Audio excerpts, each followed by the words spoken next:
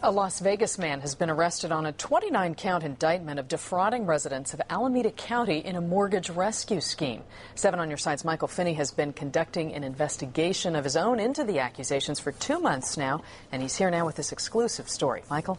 Yeah, this one was troubling because many of the homeowners who got involved with this scheme truly believed they were getting help. But a 29-count indictment accuses the suspect and 3 associates of doing the exact opposite.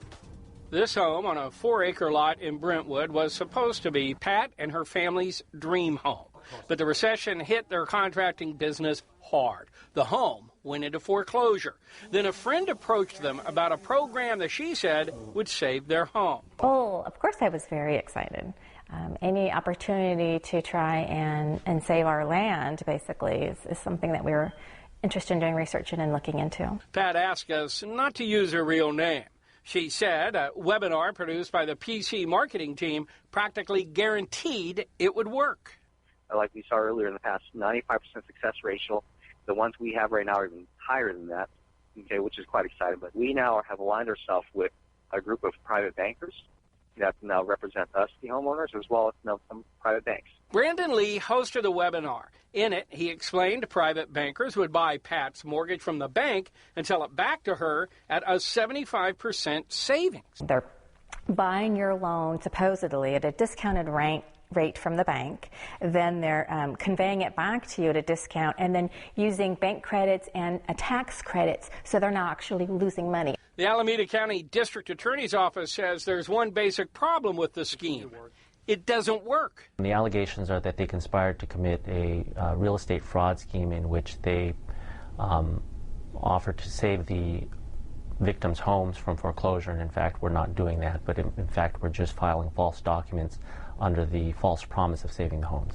The Alameda County grand jury has handed down a 29-count indictment against Alan David Tiekle, who is doing business as CAA Inc. Trust. Tiekle alone faces all 29 counts and is under arrest and in a Las Vegas jail. And if convicted, could get nearly 22 years in prison for real estate fraud, mortgage security fraud, and filing false documents. 3 other individuals, Bruce Blankenhorn, Louis de Leon, and Linda Voss, face similar charges, but far fewer counts. The host of the webinar and the PC marketing team were not indicted. Tiekle's attorney called the charges ridiculous. The charges are not substantiated by any evidence we've seen. We know of no banks that ever complained. Well, the larger problem is that the homeowners, by signing up for a program that doesn't work, stand to lose their home in foreclosure when they stop paying their original loan.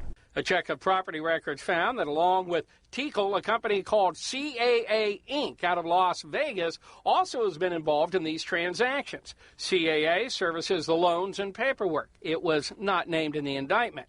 Mary Ward has worked in real estate for more than 2 decades. She says a lot of people have asked her about this foreclosure rescue program in recent weeks.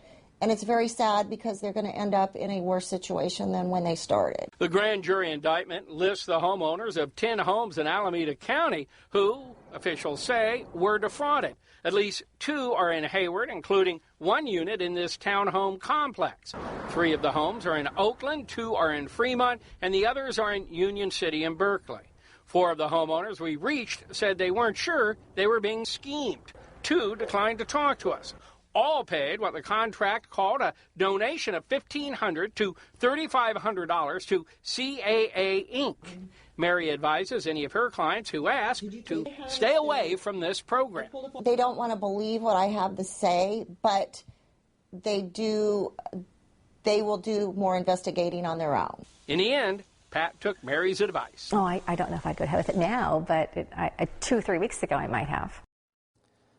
The Oregon Department of Justice confirms that this summer it ordered Alan David Tiekle to repay $5,000 to 4 victims. The department has since referred the matter to its criminal division. Also last year, the Department of Comptroller and Currency warned that Tiekle was inaccurately trying to present himself as a private banker. Now, we'll continue to follow this, and we'll keep you posted. Dan? All right, Michael, thanks very much.